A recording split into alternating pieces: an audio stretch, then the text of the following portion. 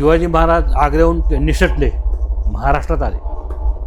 त्यांचा यायचा जो मार्ग ना तो स्वराज्यातला नव्हता, परकीय नव्हता. तशा अवस्थेत ते आले कसे?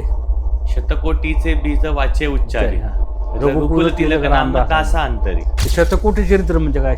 शतकोटी म्हणजे काय? थोडक्यात आता जो आपला समाज चाललेला आहे, तुम्ही गेले काय आणि तुम्ही राहिले काय, जे चालायचं ते चालूच राहणार आहे. आपण ज्याला मेरू पर्वत म्हणतो, तो मेरू पर्वत हिमालयामध्ये आहे.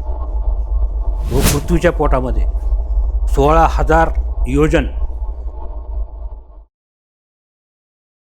सर, जसं आत्ता आपण आज भरपूर प्रकारे आपण दासबोध ग्रंथातनं ओव्या पाहिल्यात की कशा पद्धतीने लोकांचं राहणीमान असायला हवं, कशा पद्धतीने वाईट कृत्य कशा असतात, उत्तम लोकांचं उदाहरण काय दिलं आपण किंवा वाईट लोकांचं उदाहरण काय दिलं, ह्या सगळ्या गोष्टी जसं तुम्ही सांगितलं त्या प्रकारे त्या दासबोधामध्ये लिहिलेल्या आहेत.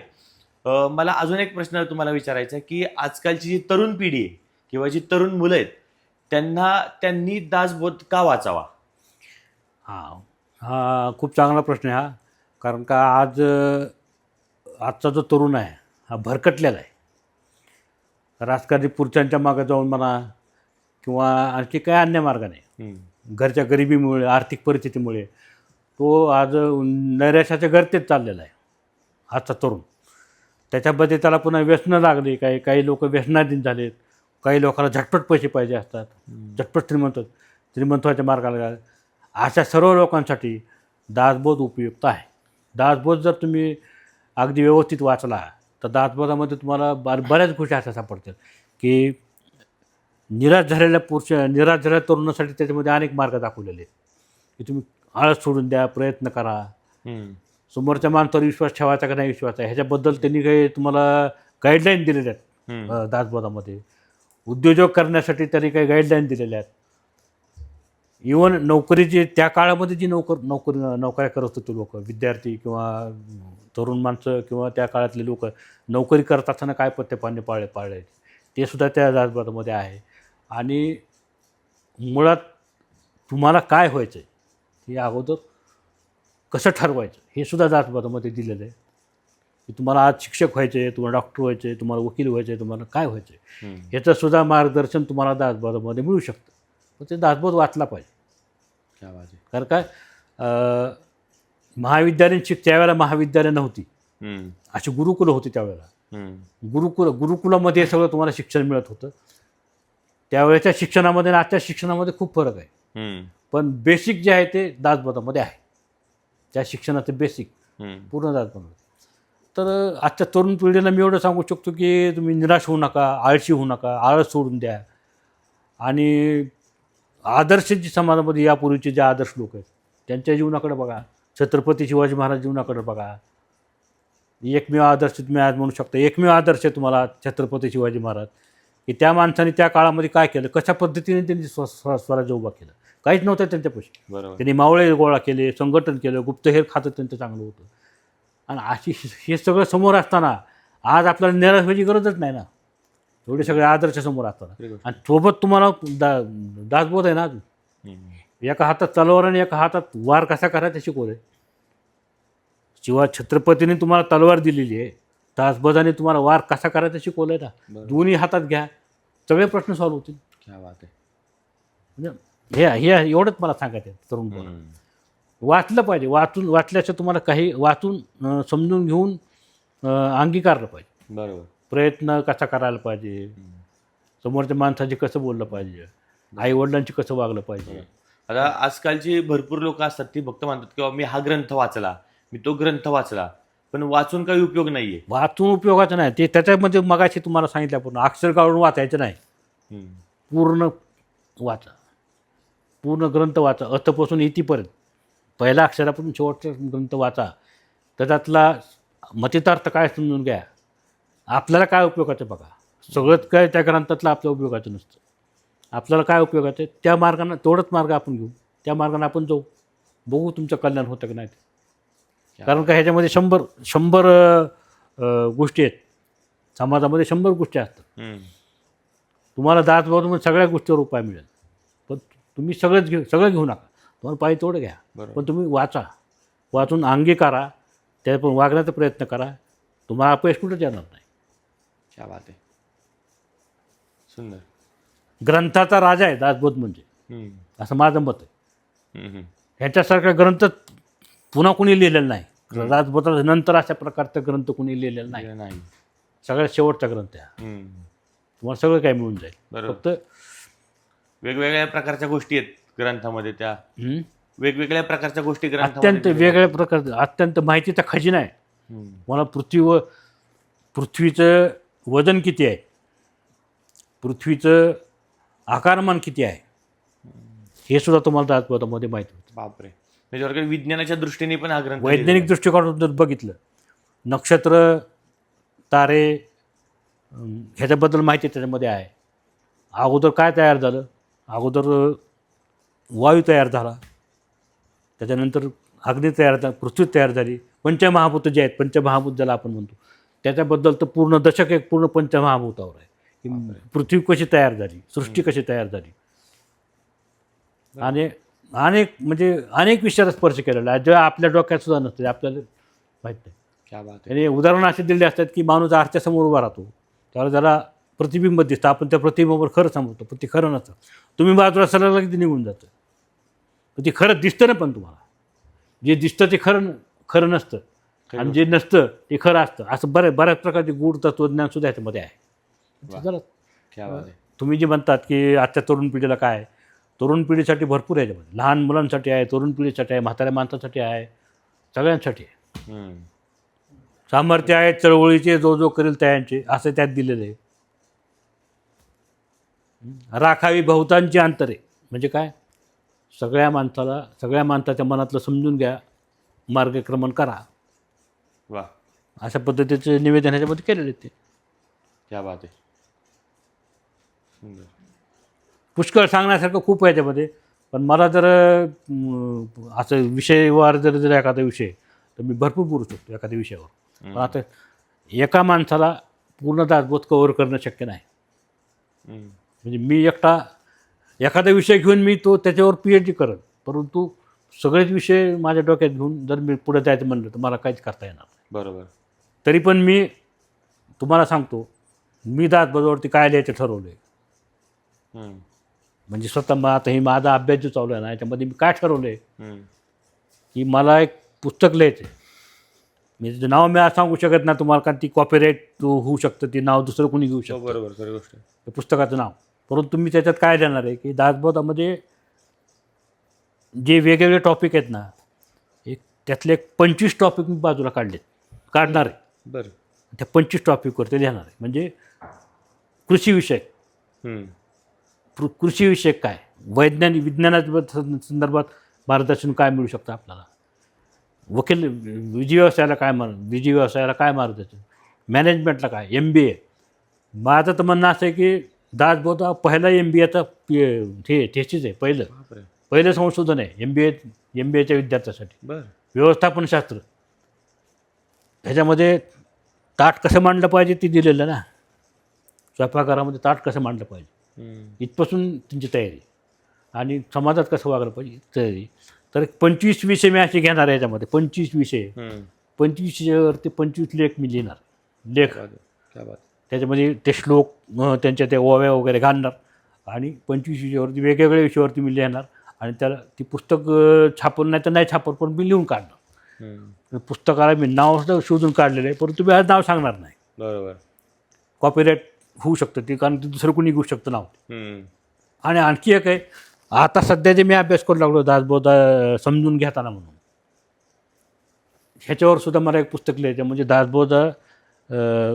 दासबोध वाचत असताना मला काय काय सापडलं, गबाळ काय सापडलं याच्यामध्ये. आता मी तुम्हाला तोच प्रश्न विचारणार होतो की नक्की दासबोध समजून घेताना नक्की तुम्ही काय समजलं दासबोधातनं, किंवा तुमच्या काय लक्षात आल्यात गोष्टी दासबोधामधनं? हां, तर दासबोध समजून घेताना कसं आहे,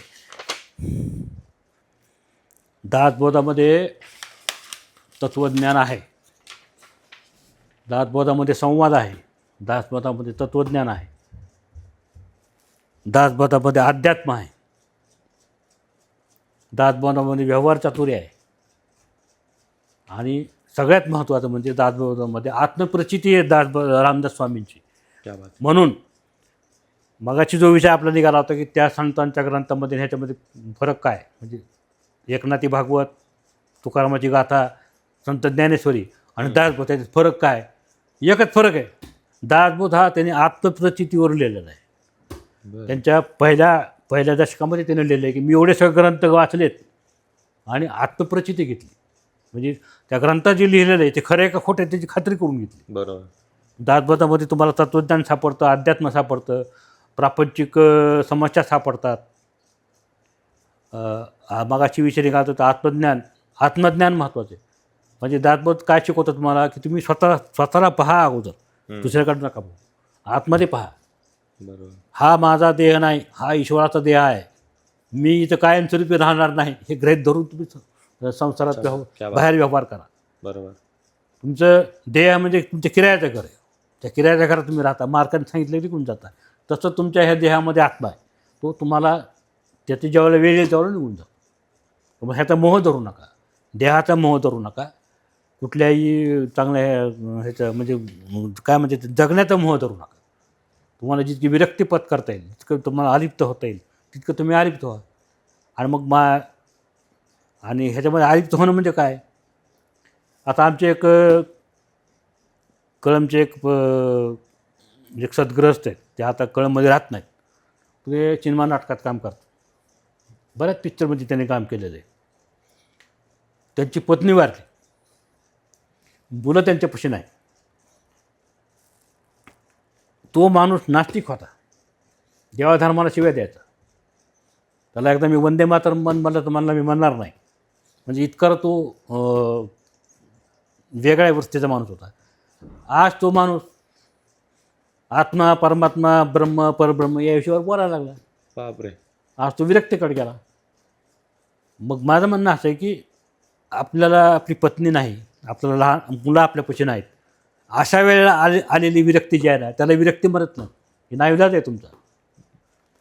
समर्थाने तुम्हाला संसारात राहून विरक्त राहायला सांगितलं आहे. कसं राहायचं? वाचा, दासबोध वाचा तुम्ही. हे शिकलो आम्ही दासबोधामध्ये.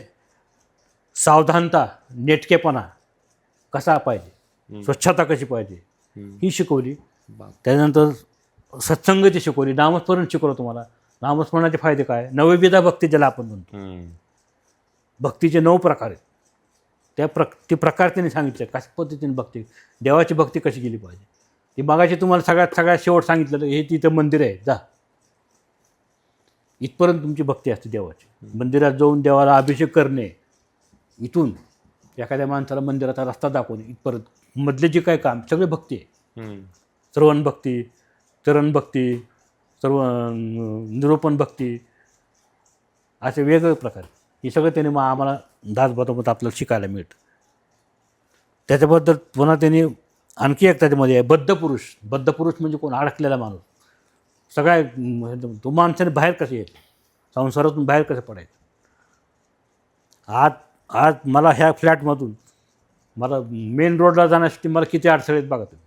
अगोदर हा दरवाजा ओढा लागतो, पुन्हा लिफ्टमध्ये जावं लागतं, पुन्हा खाली जायचं, पुन्हा खालच्या गेटमधून बाहेर जायचं, बाहेरच्या राहत तिथून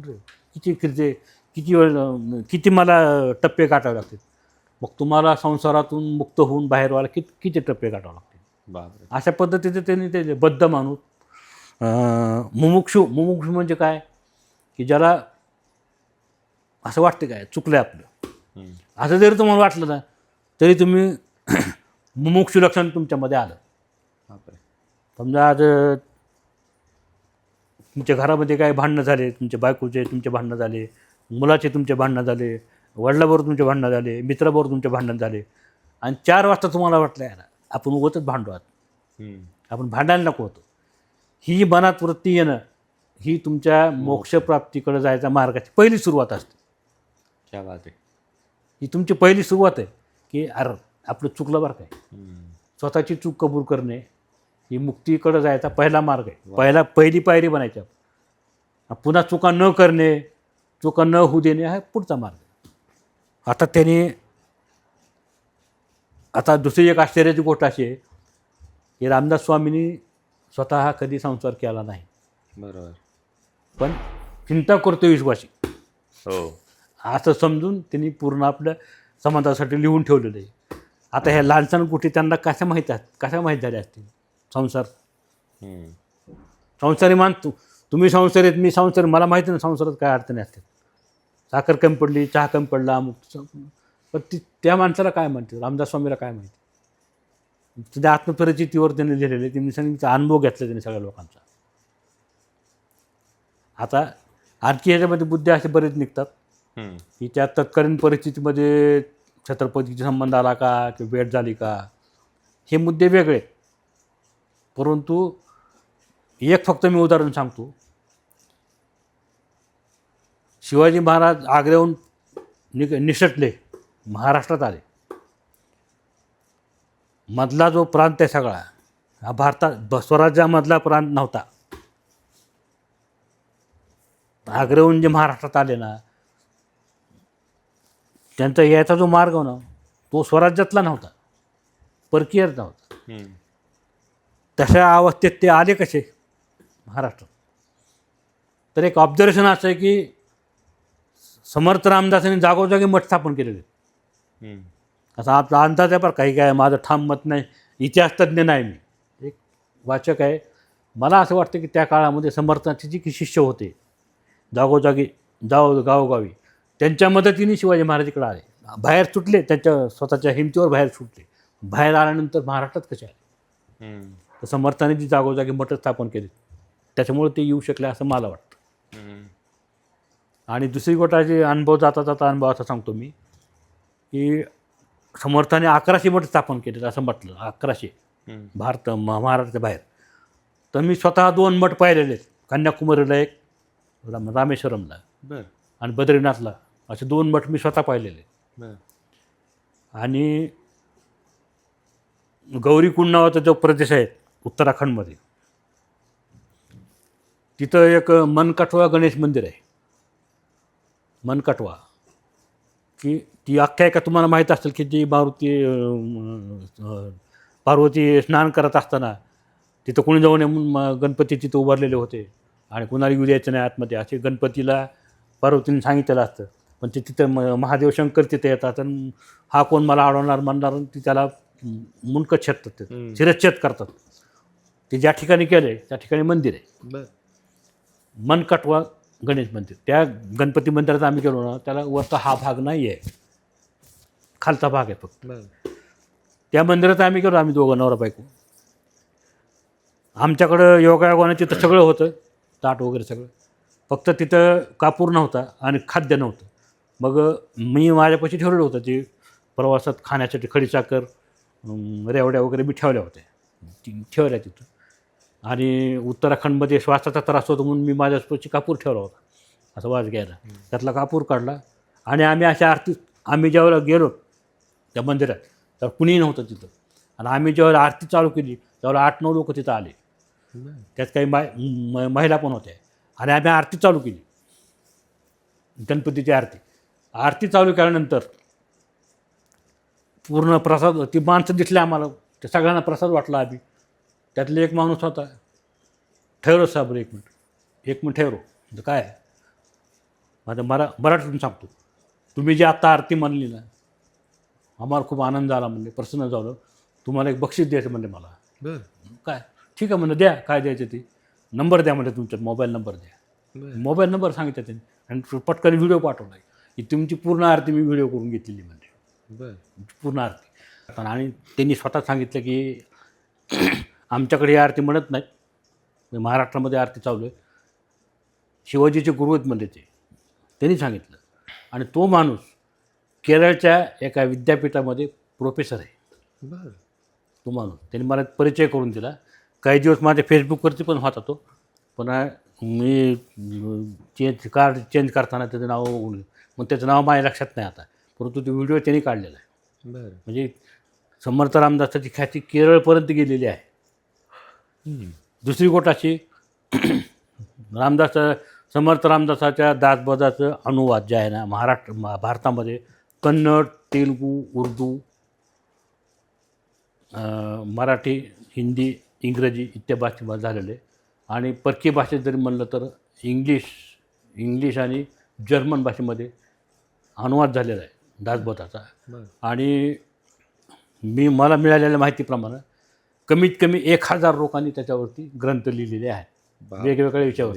परंतु त्याच्यामध्ये समर्थ रामदासाचा अर्थशास्त्रीय दृष्टिकोन, समर्थ रामदासाच्या साहित्यात दासबोधामधील काव्यात्मकता, भाषिक सौंदर्य, समर्थ रामदासाच्या दासबोधामधील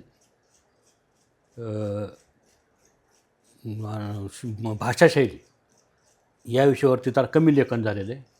परंतु समर्थ व्यवस्थापन म्हणजे आता आज ज्याला आपण MBA म्हणतो ह्याच्याबद्दल लेखन जास्त झालं आहे. व्यवस्थापन याच्यावर लेखन जास्त झालेलं आहे. म्हणून मग मी असं माझ्या डोक्यात असा विचार चालू होता की सगळं जे झालं आहे ते आपण त्याला हात लावायचा नाही आता. मग आपण नवीन काहीतरी शोधून काढायचं. त्या दृष्टिकोनातून माझा अभ्यास चालू आहे. तर मला त्या अभ्यासामध्ये मला जसं आपण आता माझ्या अभ्यासाचं नाव ठरवलं आहे दासबोध समजून घेताना. म्हणजे काय काय सापडलं मला तर ती मी आता टिपण काढू लागलो आहे. त्याच्यामध्ये तत्कालीन दासबोध लिहित असताना तत्कालीन सामाजिक परिस्थिती अशी होती की मगाशी सांगितल्याप्रमाणे कुतुबशाही, निजामशाही, मोगलशाही, पोर्तुगीज हे सर्वांच्या आजूबाजूला आपले होते लोक. त्यांचे काही शब्द आपल्या मराठी भाषेमध्ये बोलीभाषेमध्ये वापरत होते. त्यातले असंख्य शब्द दासबोधामध्ये आहेत. फारसी भाषेतले आहेत, उर्दू भाषेतले आहेत, वऱ्हाडी भाषेतले काही शब्द आहेत, कन्नड भाषेमध्ये अण्णा, आप्पा असे शब्द कन्नड भाषेतले आहेत. पुन्हा फौज असा शब्द आहे, दरबार असा शब्द आहेत, उर्दू भाषेतले काही शब्द आहेत, फारसी भाषेतले काही शब्द आहेत. संस्कृत तर अतोनात संस्कृत तर भरपूर शब्द आहेत संस्कृत भाषेमध्ये जे आपल्याला माहीत सुद्धा नाही. त्याचा अर्थ आपल्याला माहीत शोधून काढावं लागतं. अशा पद्धतीच्या या दासबोधामध्ये शब्दाचं सुद्धा सौंदर्य फार मोठ्या प्रमाणात दिसून येतं आपल्याला. शब्दसंपत्ती, शब्द श्रीमंती आपण ज्याला म्हणू शकतो हे दासबोधामध्ये पुष्कळ प्रमाणामध्ये आढळून येते. आणि मगाशी बोलता जी काय कोणता विषय निघाला होता आपला दासबोधामध्ये जे शब्द वापरलेत त्यातले काही शब्द असे आहेत की त्याचे अनेक अर्थ आहेत. तर मी काल एक वाचता मला सापडला तरी हा शब्द मला तरी शब्द आपण तरी म्हणजे काय आपण म्हणतो ना तरी पण आपण जाऊ म्हणजे हे असूनही आपण जाऊ असाही शब्द आहे. आणि दुसरा तरीचा अर्थ जे ज्याला आपण तर्री म्हणतो आज आपण ज्याला तर्री म्हणतो तर्री ही हॉटेलमध्ये मिळते तुम्हाला तर्री तो शब्द तिथं वापरला त्या अर्थाने तरी हा शब्द वापरला. एकाच म्हणजे एकाच श्लोकामध्ये 2 शब्द वापर तरी शब्द असे काही शब्द आहेत. तर त्याचे मी आता टिपण काढून ठेवणार आहे. आणि काही शब्द असे आहेत की त्याला महादेव आहे महादेवाला किती शब्द आहेत. मार्तंडा म्हणजे महादेवाला भगवान शिव म्हणतात, भालचंद्र म्हणतात, असे पुष्कळ शब्द आहेत देवाचे. मग कोणता शब्द कुठं वापरायचा बरोबर त्यांनी त्या ठिकाणी तो शब्द वापरलेला आहे. बापरे. सूर्याला आपण दिनकर म्हणतो, प्रभाकर म्हणतो, मार्तंड म्हणतो. मार्तंड कुठं म्हणायचं, दिनकर कुठं म्हणायचं, प्रभाकर शब्द कुठं वापरायचा की त्याने बरोबर त्या ठिकाणी शब्द वापरलेले. इक्षदंडू आपण म्हणतो उसाला, ऊस शब्द आहे ऊस. त्या काळामध्ये उसाला त्यांनी संस्कृत शब्द वापरला ईश्वदंडू असं नाव आहे त्याचं. संस्कृतमध्ये शब्द आहेत. भाषेच्या संदर्भात जर बघितलं ना दासबोधाचा तोडीस ग्रंथच नाही दुसरा कुठला इतकेच. आणि आज शब्द मी एक फेसबुकला एक लेख टाकला होते. आज शब्द वापरण्यासारखेच ते आपण मनस्वी शब्द वापरतो. मनस्वी माणूस आहे तसा त्याच्यामध्ये जनस्वी नावाचा एक शब्द आहे. जनस्वी म्हणजे जनतेचा विचार करतो तो जनस्वी.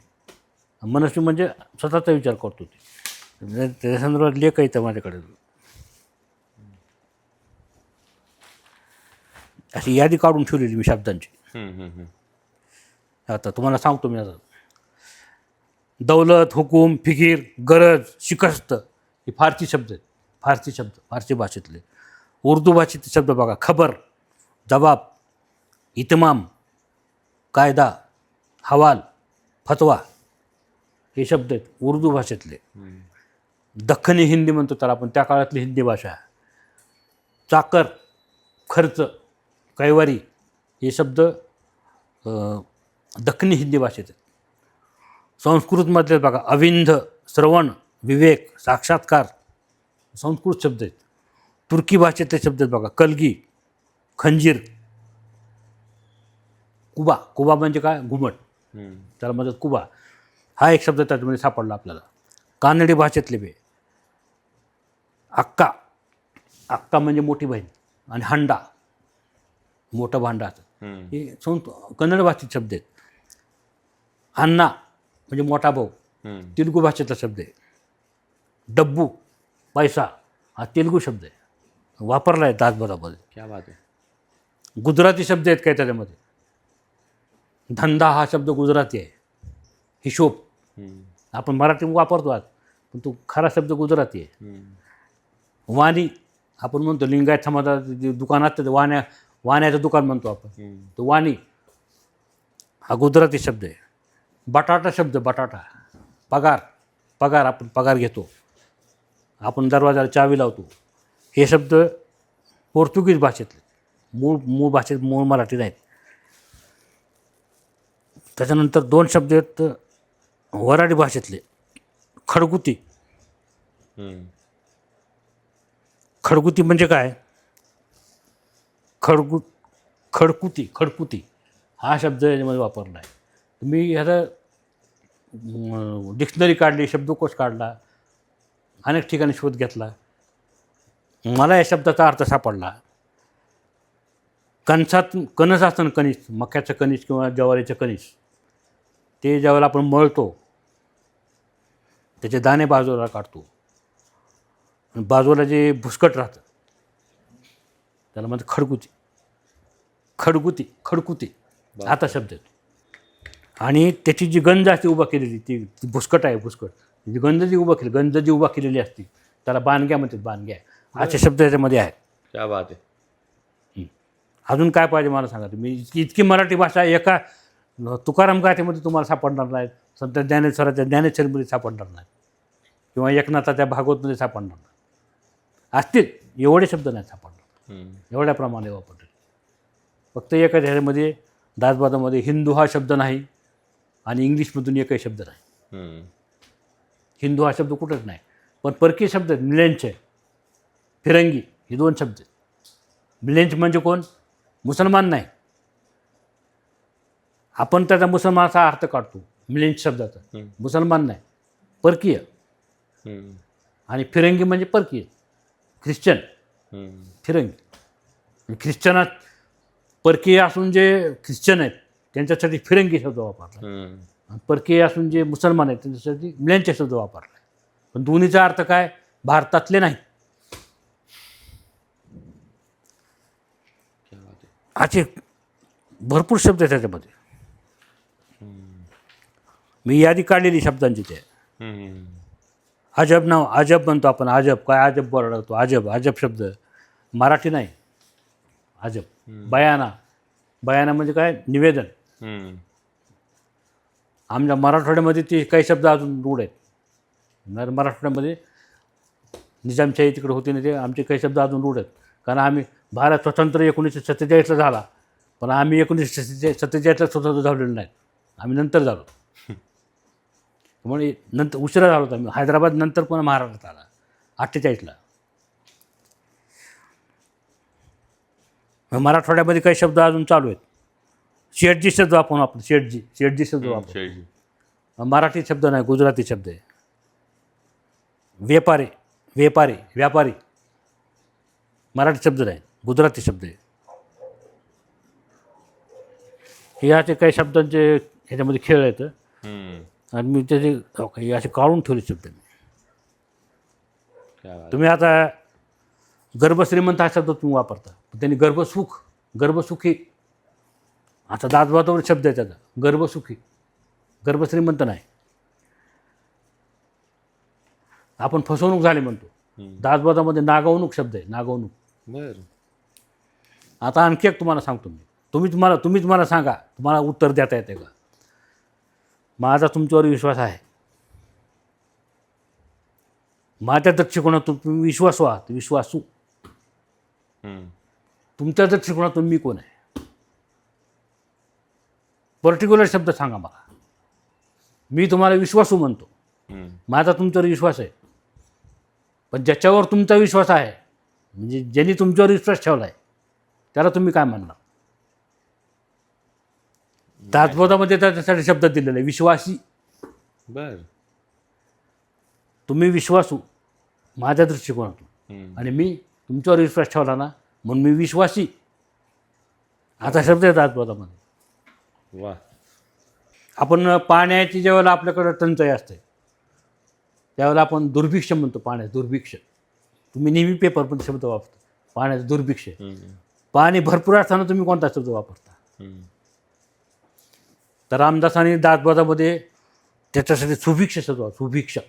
सुभिक्ष म्हणजे सुबत्ता, भरपूर पाणी. आपण फक्त दुर्भिक्ष शब्द वापरतो आता, त्याचा उलट अर्थ शब्द आपण कधी वापरत नाही. लग्नाच्या संदर्भामध्ये विवाह हा शब्द ह्याच्यामध्ये फारसा आढळत नाही. उजवणी शब्द उजवणी, उजवले म्हणतात उजवलं, आता उजवून टाका. उजवणी शब्द विवाहासाठी वापरला आहे. तुम्ही मौन पाळता, मौन, त्याच्यासाठी कोणता शब्द वापरला त्यांनी? वाक्शून्य. बर. वाक्शून्य म्हणजे वाक म्हणजे वाचा, शून्य वाचा असल्या मौन. वाक्शून्य शब्द मला खूप आवडला शब्द, आवडतात खूप. नवीन शब्द आहेत. डुल्लत. डुल्लत म्हणजे काय? गर्विष्ठ माणूस किंवा डुलत चालणारा. जन्मांध आपण म्हणतो, जन्मापासून आंधळ आहे. ते दासबोधामध्ये त्याच्यासाठी गर्भांध शब्द वापरला. गर्भांध गर्भात असल्यापासून आंधळ, जन्म झाल्यापासून नाही, गर्भात असल्यापासूनच आंधळ आहे. बरोबर. बहिऱ्या माणसाला त्यांनी काय शब्द? बहिरा. स्रोतहीन, त्याला ऐकू येत नाही, स्रोतहीन म्हणजे बहिरा. अजून युनिक माहिती कुठली आहे सांगू शकतो आपण? अशी युनिक माहिती कुठली अजून दासबोधातली अजून युनिक अशी वेगळी माहिती कुठली आहे जी सांगू शकतो आपण? वेगळी माहिती? हा, युनिक जरा काहीतरी वेगळा प्रकार, अशी कुठली माहिती आहे का दासबोधात जी सांगू शकतो आपण? आता ह्याच्यामध्ये जी माहिती दिली ना की सर्वसामान्य लोकांना 33 कोटी देव आपण म्हणतो, नेमके 33 कोटी कोण? त्याची माहिती दासबोधामध्ये मिळते आपल्याला. 33 कोटी देव.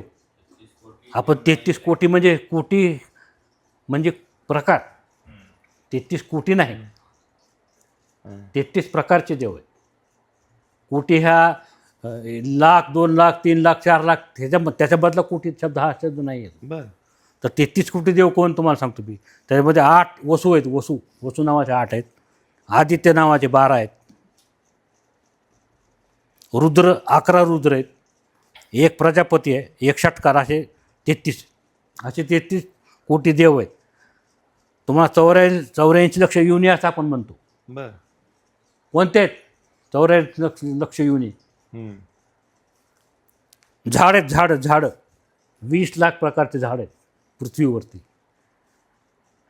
कीटक आणि जंत जे आहेत, जंत आणि कीटक 11 लाख आहेत. 11 लाख. पक्षी जे आहेत, पक्षी 10 लाख पक्षी आहेत. जलचर पाण्यातले जे प्राणी आहेत 9 लाख प्रकारचे प्राणी आहेत. पशुप्राणी 30 लाख. मनुष्य, देव आणि यक्ष असे जे प्रकार आहेत त्याच्यामध्ये 4 लाख आहेत. असे 48 लक्ष युनी अशी युनी आहेत. त्यामुळे झाडंसुद्धा आले. झाड म्हणजे फक्त प्राणीच नाही, पक्षी, झाडं, कीटक, जंत सगळे आले. ही माहिती मला दासबोधातून मिळाली. बापरे. त्याच्यानंतर पुन्हा 9 खंड कोणते?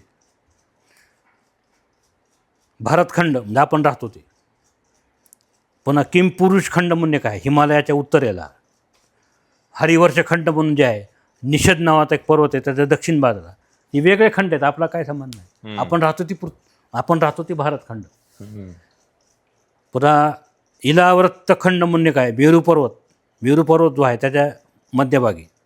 रमक्य खंड नील पर्वताच्या उत्तरेला. हिरण्यमय खंड श्वेत पर्वताच्या उत्तरेला. कुरुखंड शृंगवान पर्वताच्या उत्तरेला. भद्राश्वखंड मेरूच्या पूर्वेला. केतुमार खंड मेरूच्या पश्चिमेला. ही माहिती त्यात मला मिळाली. त्याच्यानंतर पुन्हा आपण म्हणतो 21 स्वर्ग आहेत. 21 स्वर्ग कोणते? असं वाचताना आपण म्हणतो 21 स्वर्ग, सप्तपाताळा मुक्त. काय पण तिशी दासबोध वाचल्यानंतर कळतं आपल्याला. क्या बात आहे. स्वर्गामध्ये 7 स्वर्ग जे आहेत पुण्यवान लोकांसाठी आहेत. बर. आपण बोलताना बोलतो माणूस वैकुंठवासी झाला. मृत माणसाला आपण म्हणतो वैकुंठवासी, मी म्हणतो कैलासवासी. रामदास स्वामी काय म्हणतात, वैकुंठवासी वेगळा, कैलासवासी वेगळा. ज्याचं पूर्णपणे पापहरण झालेलं आहे तो माणूस वैकुंठाला जातो. तिथं पुन्हा थोडंफार जे आहे पुण्याचं काम करून इच्छा असेल, ब्रह्मदेवाची इच्छा असेल तर तो पुन्हा पृथ्वीवर येतो. पापी माणूस जो कैलासवासी असतो परत लगेच येतो. त्याचं रिचार्जिंग वगैरे काही नाही, लगेच परत येतो. आपण शब्द वापरतो नाही वैकुंठवासी, वेगळे फरक आहे त्याच्यामध्ये. वैकुंठवासी म्हणजे वैकुंठाला विष्णूकडे जातो, कैलासवासी म्हणजे महादेवाकडे जातो. ह्या गोष्टी सगळ्या मला रामदासाच्या ह्याच्यात सापडल्या. तुम्ही 64 कला म्हणता, नुसतं म्हणतो आपण 64 कला. कोणत्या कला आहेत त्या सांगा त्या एकदा. सांगू का तुम्हाला? 64 कला सांगू का? सांगा ना. 64 कला: गीत, गाणं, नृत्य, वाद्य, आलेख्य कला म्हणजे लिहायचे, तांदूळ फुलाची रांगोळी, बापरे, फुलाची शय्या रचना, बापरे, शरीर रंगवणे, शयन रचना, जलतरंग, चित्रयोग, माला गुंफन, रेखाचित्रकट, नेपथ्य रचना, कर्णपत्रभंग, गंधयुक्ती, भूषण योजना, इंद्रजाल, हस्तलाघव, पाकिटमार आपण ज्याला म्हणतो ती पण एक कलाच आहे. हस्तलाघव, पाककृती, स्वयंपाक, पुन्हा सूत्रक्रीडा, विणा, डमरूवादन, पुस्तक वाचन, नाटकाख्यायिका, अशी पुष्कळ आहेत बघा. 64 आहेत. वास्तुविद्या, धातुवाद, रुपयाची परीक्षा, धातूची परीक्षा करणे, वृक्ष आयुर्वेद, झाडापासून औषध तयार करणे, पुन्हा पोपट जे बोलत असतो, तो पोपट जो बोलतो ना, तो काय बोलतो हे संबंधाची एक विद्या आहे. ती कला आहे, ती त्याच्यामध्ये आहे. कटिंग, पुष्पवाटिका, यंत्र चालवणे, छंद जोपासणे.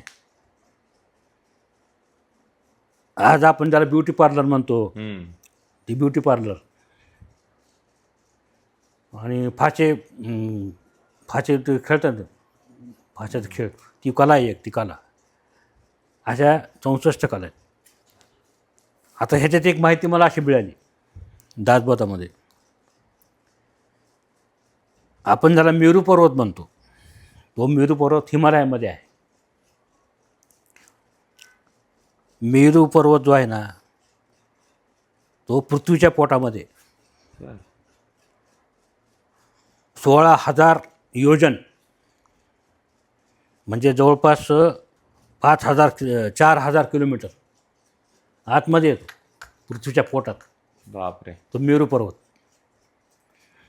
अशी माहिती मला त्याच्यात मिळाली. पृथ्वीचं क्षेत्रफळ जे आहे 56 कोटी योजन, म्हणजे आता किलोमीटरमध्ये जर बघितलं 10,000 किलोमीटरपेक्षा जास्त येतं ते क्षेत्रफळ.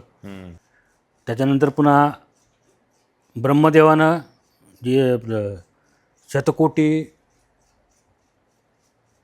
रामायण जे लिहिलं आहे, शतकोटी रामायण जे लिहिलेलं आहे, त्याचा उल्लेख असा आहे की शतकोटी चरित्र, असा त्याचा उल्लेख आहे रामायणाचा, शतकोटी चरित्र. तर ते त्याच्याबद्दल माहिती रामदासाने अशी दिलेली आहे याच्या दासबोधामध्ये की ब्रह्मदेवाने 100 कोटी श्लोकाचं रामायण रचलं. राम व्हायच्या पूर्वी, रामाचा जन्म होण्याच्या अगोदर 100 कोटी श्लोकाचं रामायण लिहिलं. त्याच्यानंतर देवाने 33 कोटी काढून घेतले, राक्षसाने 33 कोटी काढून घेतले, आणि 33 कोटी शिल्लक राहिले. त्याच्यातले 1 कोटी काढले वाल्मिकीने, 1 कोटी श्लोक काढले. त्याच्यातल्या 24,000 श्लोकाचं रामायण लिहिलं. त्याचं शतकोटी चरित्र असं कुठंतरी उल्लेख आहे रामाचा. आरतीमध्ये कुठंतरी समर्थाच्या आरतीमध्ये किंवा असं कुठंतरी उल्लेख आहे शतकोटी चरित्र. ही माहिती मला ह्याच्यात मिळाली. शतकोटीचे बीज वाचे उच्चारी, शतकोटीचे बीज वाचे उच्चारी, हां. रघुकुल तिलक नाम कासा अंतरी. ते शतकोटी चरित्र म्हणजे काय? शतकोटी म्हणजे काय? 100 कोटी. शत म्हणजे काय? 100. मग 100 कोटीमधून फक्त 24,000 श्लोकाचं रामायण का लिहिलं वाल्मिकीने? त्यातलं 33 कोटी देवाने घेतलं, 33 कोटी राक्षसांनी घेतलं, 33 कोटी माणसाकडे राहिलं. मग त्यातले फक्त 24,000 श्लोक बाजूला काढून रामायण लिहिलं. म्हणजे मूळ रामायण किती मोठं असेल बघा. बापरे. बरं, दुसरी गोष्ट अशी, दासबोधाच्या काळामध्ये चष्मा होता का माणसाला? नव्हता. होता. बर. आता म्हणून श्लोक काढून दाखवतो. चष्म्याला काय म्हणतो त्यावेळेला? 40. 40. बर. चष्म्याचं हे चष्म्याला एक नाव आहे 40. साधारणतः 40 वर्षाचा माणूस झाला ना त्याला चष्मा लागतो, म्हणून ह्याला 40 म्हणतात चष्म्याला. आता बारक्या बारक्या पोरांना पण चष्मे नाही ते लागतात, परंतु जनरली 40 हा शब्द चष्म्यासाठी वापरला जातो. बर. तुला 40 लागली का म्हणते आता, म्हणजे चष्मा. तर ह्याचा उल्लेख काय बघा इथं मी दाखवतो तुम्हाला. माणसाला ते आध्यात्मिक म्हणजे ताप जे सांगितलं, माणसाला काय काय काय रोग होतात, काय नाही आजार, पण त्याच्या संदर्भातला आहे ते. झडती पाती सुजती भोवया, म्हणजे भोवया निघून जातात माणसाच्या. नेत्री होती रांजणवडिया, रांजणवाडी होती डोळ्यात. बरोबर. चाळसी लागे प्राणिया, चाळशी म्हणजे चष्मा. चष्मा. या नाव आध्यात्मिक, हे आध्यात्मिक त्रास आहे तुम्हाला. बापरे. त्यावेळेला 40 वापरत होते. ह्याचा अर्थ तो झाला. बर. त्यावेळेला मंत्रयंत्राचा शोध लागलेला होता. यंत्राचे शोध लागलेले होते त्यावेळेला. त्याच्या संदर्भात एक ओवी इथं. त्यावेळेला आकाशामध्ये राहायची कला होती. जे आपण पाहतो हिंदी चित्रपटामध्ये मारुती असा उडाला आहे, उंच उडून चालला आहे, ही कला त्यावेळेला होती अवगत. आणखी काय माहिती? भरपूर माहिती नाही म्हणजे. त्यानंतर तुम्ही आज कल्पवृक्ष म्हणता, राजहंस म्हणता, हे सगळे काल्पनिक आहेत. परीस काल्पनिक आहे. तुम्हाला काल्पनिक म्हणजे आपल्या दृष्टिकोनातून काल्पनिक आहे. तर तुम्ही स्वर्गात गेला तर तुम्हाला मिळेल. कल्पवृक्ष, कपिल काय म्हणते ती गाय कोणती ती? कामधेनू गाय, परीस, राजहंस पक्षी. इथं तुम्हाला पृथ्वीवर बघायला मिळणार नाही, पण पाहायचं असेल तर स्वर्गात जावं लागेल. ते स्वर्गात जायचं मार्ग सुद्धा त्याने सांगितलं. काय तुम्ही ठरवा जायचं की नाही. ती उपनिषदाचे किती प्रकार आहेत? 108 उपनिषद आहेत. ह्याच्यात मला माहिती मिळाली किती उपनिषद आहेत. बापरे. दासबोधामध्ये श्रुती, स्मृती, गीता किती प्रकारच्या गीता आहेत? पांडव गीता, गुरुगीता, हंसगीता, ब्रह्मगीता, अवधूत गीता, गर्भगीता, उत्तर गीता, गणेश गीता, यमगीता, शिवगीता, रामगीता. एवढ्या गीता आहेत. नुसती भगवद्गीता नाही, एवढ्या गीता. ह्या सगळ्याचं वाचन त्यांनी केलेलं आहे रामदास स्वामींनी. आणि मग दासबोधलेला उल्लेख आहे. आणि मग दासबोधलेला आहे. म्हणजे ह्या सगळ्याचं सारांश दासबोधामध्ये. म्हणजे ते ज्ञान किती असेल बघा. 18 पुराणं, त्या पुराणाचा अभ्यास केला, वेदाचा अभ्यास केला, वेदांताचा अभ्यास केला, उपनिषद वाचले, ह्या गुरुगीता हे सगळं वाचलं, आणि ह्याच्यातून सार काढला आणि तो दासबोधामध्ये घातला. दासबोधामध्ये ती दिलेली ते वास्तुशांती करताना कुठला विचार कशामुळे तुम्ही विचार करावा लागतो. पूर्व बाजू जी आहे ती इंद्राची आहे, पश्चिम बाजू जी आहे ती पाण्याची, पाणी वरून. आग्नेय दिशा जी आहे ती अग्नीची आहे, दक्षिण दिशा आहे यमाची आहे, नैऋत्य दिशा आहे ती राक्षसाची, वायव्य दिशा आहे ती वायूची आहे, उत्तर दिशा कुबेराची आहे, ईशान्य दिशा महादेवाची. ह्याचा विचार करून तुम्ही आज घर बांधा. आग्नेय दिशा या बाजूला, जर अग्नी पाहिजे तिथं तुमचं स्वयंपाकघर, आग्नेय दिशेला तुमची ती गॅसचं सिलेंडर यायला पाहिजे. एवढं काटेकोर आपण करत नाहीत आज, पण ती त्यांनी लिहून ठेवलेलं आहे. वास्तुशास्त्राचा सुद्धा विचार त्याच्यामध्ये आहे. क्या बात.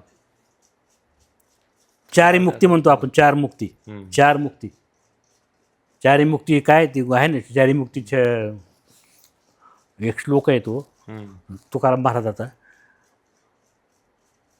वैकुंठात राहणे, डायरेक्ट वैकुंठात राहायचं, इथून गेलं की डायरेक्ट वैकुंठात, खाली यायचंच नाही परत. त्याला म्हणतात सालोक्य मुक्ती. दुसरी मुक्ती काय, भगवंताच्या जवळ जाऊन राहायचं, त्याला म्हणतात सामिप्य, म्हणजे समीप जाऊन सामिप्य मुक्ती. तिसरी मुक्ती जी आहे सारुप्य. सारुप्य मुक्ती म्हणजे काय, भगवंतासारखंच सगळं तुम्हाला रूप तेज सगळं मिळणार. आणि सायुज्य मुक्ती. सायुज्य मुक्ती म्हणजे काय, तुम्ही आणि भगवंत एकच. चार प्रकार आहेत मुक्तीचे. यातलं कोणत्या पद्धतीने तुम्हाला मुक्ती मिळेल ह्याच्यामध्ये दिलेलं आहे, दासबोधामध्ये दिलेलं आहे. तुम्ही सायुज्य मुक्ती मिळेल तुम्हाला का सालोक्य मुक्ती मिळेल, मुक्ती मिळणं महत्त्वाचं आहे. ह्या चारीपैकी एक असलं तर ठीक आहे. थोडक्यात मुक्तीचे मार्ग त्याच्यात दिलेले आहेत. हो. मुक्तीचे मार्ग म्हणजे काय, टप्पे त्याच्यामध्ये वैराग्य, विरक्ती पाहिजे मनामध्ये, कुठल्या गोष्टीचा मोह नसायला पाहिजे पहिली गोष्ट. दुसरी गोष्ट अशी हा देह माझा नाही, मी किरायाने राहतो इथं, मी नाही म्हणजे देव आहे असं समजायचं. तिसरी गोष्ट म्हणजे स्वतःला पहा, आरशात जाऊन बघा स्वतःला. आरसा म्हणजे काय, ब्रह्म. तुम्ही तिथं जाऊन बघा तुम्ही कोण आहेत ते. आणि मोह सोडा, सगळे माया आहे, दिसतंय ते खरं नाही हे समजून पुढे चला. काही पंखा फिराळे, खरं नाही खोटं आहे. मग त्यांनी त्याचे उदाहरणं दिलेत की खोटं कशामुळे. आता हे पत्र्याचं केलेलं असते, हे काढलं आपण बाहेर नेऊन टाकलं, जाळलं, संपलं, गेला संपलं पंख. काय शिल्लक मोह माया ह्याच्यापासून तुम्ही जर बाजूला गेलात आणि भजन केलं, कीर्तन केलं, सद्गुरूच्या गुरु केला एखादा, गुरुच्या संगतीत केला भजन कीर्तन, तुम्ही ॲटोमॅटिक तुम्हाला मुक्ती मिळू शकते. मागं काही शिल्लक ठेवायचं नाही. माझं नाव राहावं, माझ्या मुलाबाळाचं कल्याण व्हावं, काही डोक्यात आणू नका. मला देवाकडे जायचं, मनात ठेवा, तुम्हाला मुक्ती मिळेल. थोडक्यात आत्ता जो आपला समाज चाललेला आहे, तुम्ही गेले काय विरुद्ध बाजूला आहे. तुम्ही गेले काय आणि तुम्ही राहिले काय, जे चालायचं ते चालूच राहणार आहे. हो, थोडक्यात त्याच्यामुळं हा विचार योग्य आहे तुमचा. कसं आहे माणसं आता ह्याचं कसं आहे, माणसाचं कसं आहे तुम्हाला सांगू का, जो माणूस स्तुती करतो आपली त्याच्यापाशी जास्त टाकतो माणूस. जो माणूस आपल्याला शिव्या देतो त्याच्यापाशी आपण जात नाही. बरोबर. फेसबुकवरती जर तुमच्या ह्याच्यावरती जर लोक वाईट कॉमेंट करतात, तुम्ही त्याला ब्लॉक करता, काही गोष्ट पर्याय आहे तुम्हाला. आणि एखादा कुरूप माणूस, बेडप माणूस जर आरशासमोर जाऊन उभारला आणि मी सुंदर दिसलं पाहिजे, कसा होईल सुंदर तो सांगा. सुंदर दिसणारच नाही तो माणूस, मग आरशावर दगड मारतो. तसं ह्या संतांच्या साहित्यावर किंवा दासबोधावर झालेलं आहे. जमत नाही, पटत नाही, दगड मारा सारखा बाजूला. माझं असं मत आहे. म्हणून आता जे आपण विषय काढला ना, लोक एवढं ऐकून समजून घेऊन लोक ऐकत नाहीत.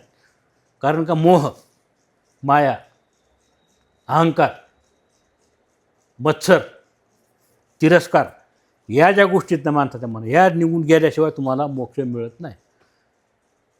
रामदास स्वामी काय म्हणतात, तुम्ही शून्यातून आलात ना, तुम्ही शून्य व्हा अगोदर मग जावा. जाताना 10 रुपये 20 रुपये खिशात युद्ध चाललं तुम्हाला काही उपयोग नाही. बरोबर. येताना तुम्ही नागडे आलात, जाताना नग्न होऊनच जावा, तर तुम्हाला मुक्ती मिळेल. माझं घर अमुक अमुक स्मृती, काय स्मृती, गजानन स्मृती, अमुक स्मृती, काय करायचं, काही शिवू नकायचं तुम्ही शिल्लक, तरच तुम्हाला मुक्ती मिळेल, ना तर मिळणार नाही. आता ह्याच्यामध्ये दासबोधामध्ये हे पण दिलेलं आहे की कुणाकुणाला मुक्ती मिळालेली आहे आत्तापर्यंत. बरं.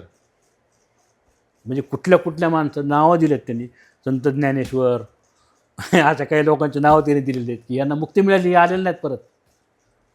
संत तुकाराम परत आलेले नाहीत, गेले, त्यांचं काम संपलं, गेले.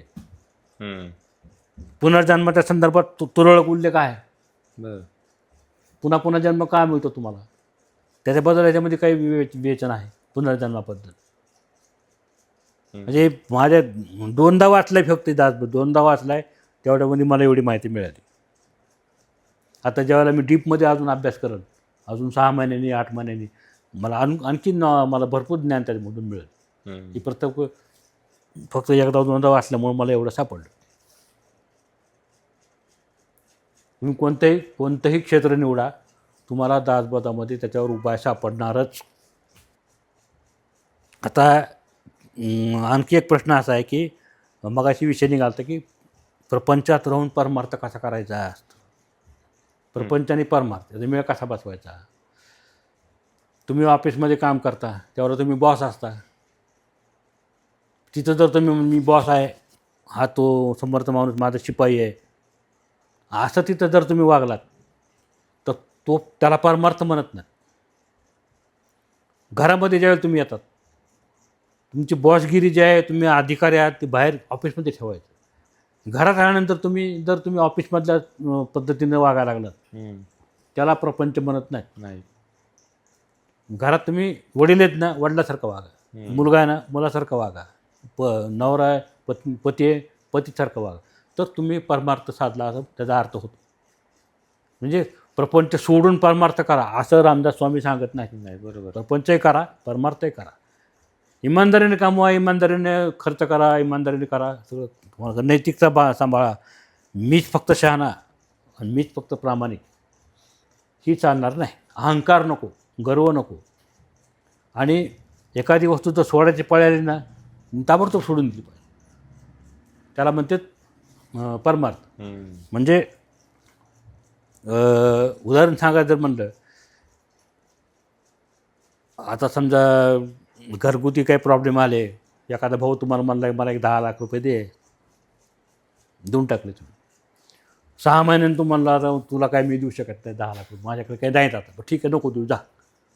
त्याला म्हणतात परमार्थ. 10 लाख देत कसं नाही तू माझे, म्हणून त्याच्याविरोधात कोर्टात केस करणे, त्याला प्रपंच म्हणायचं. म्हणजे रामदास स्वामींनी फरक केलेला आहे त्याच्यामध्ये. तुमच्या वागण्यामध्ये कसा फरक पडतो त्याच्यावरती प्रपंच आणि परमार्थ दोन्ही अवलंबून आहे. परमार्थ म्हणजे तुम्ही देवदेव करा, पण प्रपंचाचे जे काही नियम आहेत, म्हणजे आपण त्याला कोड म्हणतो, ड्रेस कोड जसा असतो तसा हा एक कोड असतो. या गोष्टी प्रपंचामध्ये केल्याच पाहिजेत, त्या केल्याच पाहिजेत. परमार्थामध्ये जे केल्याच पाहिजेत. दोन्हीचा मेळ कसा घालायचा, ते असा घालायचा. देवदेव करा, बाहेर भ्रष्टाचार करू नका, बाहेरची विगाळ करू नका, तर त्या देवदेव उपयोग ना. खरी गोष्ट आहे. मग असं म्हणतात की 100 पुण्य जर तुम्ही गोळा केलं, 100 पुण्य तुमच्याकडे जर असेल आणि एका माणसाला जर तुम्ही शिवी दिलं तर सगळं 100 पुण्य निघून जातं. खरी गोष्ट आहे. पुण्य कमवायला किती दिवस लागतात बघा. पुण्याचं साठा गोळा करायला तुमचे किती कष्ट करावं लागतं तुम्हाला. एका माणसाला तुम्ही हा शिवी दिली तर तुमचे 100 पुण्य वजा होतात. बघा तुम्ही, एखाद्या माणसं तुमच्यामुळे जर दुखावला, तुमचं पुण्य वजा होतं. एकीकडे पुण्य गोळा करता आणि तिकीकडे वजा करता, शेवटी मायनसमध्ये येता, पुन्हा जन्म घेता. बरोबर ना. ही सगळं तत्त्वज्ञान अतिशय सोप्या भाषेमध्ये आपल्याला समजेल अशा भाषेमध्ये रामदासांनी दासबोधामध्ये सांगितलेलं आहे. फक्त वेळ काढा, थोडा वेळ काढा, अभ्यास करा, अर्थ समजून घेतला, सगळं समजतं. आणि आचरणात आणायचं असलं आणू नका, पण वाचा. बरोबर. पण आचरणात जर आणलं तुम्ही तर तुमच्यासारखा आदर्श पुरुष कुणी होणार नाही. आता तुम्ही ज्या पद्धतीने ह्या सगळ्या गोष्टी तुम्ही आम्हाला समजून सांगितल्या, किंवा तुम्ही ह्या सगळ्या ग्रंथाबद्दल भरपूर गोष्टी आपल्या प्रेक्षकांनाही समजून सांगितल्या, म्हणजे त्या आमच्यासाठी ही नवीनच होत्या. आत्ता ज्या दासबोधाच्या सगळ्या गोष्टी ऐकल्या त्या सगळ्या आमच्यासाठी नवीनच होत्या. आपल्या प्रेक्षकांसाठीही 100% ह्या गोष्टी नवीनच असणार आहेत, हमखास. आणि लोक आवडीने ही आपली मुलाखत आणि हे विचार नक्कीच 100% बघतील. आणि नक्कीच माझ्या मते आपल्या जितके लोक आपले आहेत आत्तापर्यंत की जे आपले व्हिडिओज बघतात, त्यातल्या बाबा 10 लोकांनी जरी दासबोध वाचला, आपला व्हिडिओ बघून, सार्थक झाला असं तरी 100% सार्थक झाली आपली गोष्ट. ही खरीच गोष्ट आहे. दासबोध वाचला, दासबोधामध्ये मी ज्या गोष्टी सांगितल्यात त्या गोष्टी नजरेखालून जरी घातल्या त्यांनी, तरी खूप मोठी गोष्ट झाली. खूप झालं, खूप मोठी गोष्ट. आणि मी तुला अजून फक्त प्राथमिक पातळीवर आहे. मी आता मगाशी पण सांगितलं की मी अजून त्याचा फारसा अभ्यास केलेला नाही दासबोधात. चालू आहे माझा अभ्यास. बरोबर. चालू असताना मला एवढं सापडलेलं आहे. आणि नंतर अजून काय काय सापडलं काय सांगतो. खूप गोष्टी पुढे. तुम्हाला आपल्या चॅनलवरती येऊन कसं वाटलं, एक थोडंसं आपल्या प्रेक्षकांना सांगा. एक तर दासबोधाबद्दल व्यक्त व्हायला मला खूप आनंद झाला, कारण काय आजकाल ऐकून घेणारे माणसं कमी झाले. श्रोता कसा असायला पाहिजे हे सुद्धा दासबोधामध्ये दिलेलं आहे. क्या बात आहे. श्रोत्यांनी ऐकून घ्यायचं. मी काय सांगितलं ते ऐकून घ्या, जेवढं पटेल तेवढं घ्या, जे नाही पटेल ते सोडून द्या. पण दासबोध वाचणं, दासबोध तुम्ही वाचला पाहिजे. अर्थपासून इथपर्यंत वाचा, समजून घ्या, एवढंच मला सांगतो. आणि मला व्यक्त व्हायला संधी दिली तुम्ही दासबोधाबद्दल, याच्याबद्दल तुमचं सुद्धा धन्यवाद. मनापासून तुमचे पण धन्यवाद मनापासून, की इतक्या छान पद्धतीने सगळ्या गोष्टी तुम्ही आम्हाला समजून सांगितल्या, सगळ्या गोष्टी आम्हाला कळल्या. आणि तुम्ही सर्वांनीही नक्कीच हा पूर्ण व्हिडिओ सगळा पहा. आणि दासबोध तुम्हाला सरांनी गोष्टी सांगितलेल्या कोणत्या वेगळ्या वाटल्या किंवा कुठल्या गोष्टी तुम्हाला आवडल्या त्या आपल्या कमेंट सेक्शनमध्ये नक्की सांगा. आणि अशाच वेगवेगळ्या आणि विषयावरच्या आणखी एक ह्याच्यामध्ये माझं असं म्हणणं आहे की मी आत्ताशी माझं प्राथमिक पातळीवरचं अभ्यास चालू आहे. आणखी जर चांगला अभ्यास झाल्यानंतर पुन्हा जर मला संधी मिळाली, मी आणखी तुम्हाला वेगळ्या पद्धतीची माहिती याच्यावरती या चॅनलमध्ये तुम्हाला देऊ शकतो. नक्कीच नक्कीच नक्कीच. त्यामुळेच बोललो की आपला कसा प्रेक्षकांचा रिस्पॉन्स येतोय, कशा पद्धतीने लोकांच्या आपल्याला कमेंट्स येतात आहेत. नक्कीच लोकांनीही कमेंट करा की तुम्हाला वेगवेगळ्या गोष्टी दासबोधामध्ये कुठल्या शिकायला मिळाल्या. त्याप्रमाणे आपण सरांचा नक्कीच जसा जसा पद्धतीने अभ्यास पुढे जाईल त्याप्रमाणे आपण पुढचा पार्टी सरांचा घेऊन येऊ. तेही तुम्हाला जर पुढचा पार्ट बघायचा असेल तेही आपल्या कमेंट सेक्शनमध्ये नक्की सांगा. आणि अशाच वेगवेगळ्या विषयावरती, आध्यात्मिक आणि अभ्यासपूर्ण विषयावरती अजून आपले भरपूर टॉपिक येत राहतील. भरपूर लोकांना आपल्याला भेटायचं आहे, भरपूर लोकांसोबत मुलाखती घ्यायच्या आहेत. आणि आपल्या महाराष्ट्रामध्ये किंवा आपल्या ह्याच्यामध्ये भरपूर अशा प्रकारचे लोक आहेत की ज्यांच्यासोबत आपल्याला मुलाखती घ्यायला आवडतील. आणि अशाच वेगवेगळ्या गोष्टी त्यांच्याकडनं आपल्याला बाहेर तुमच्यापर्यंत पोचवायला आम्हाला आवडतील.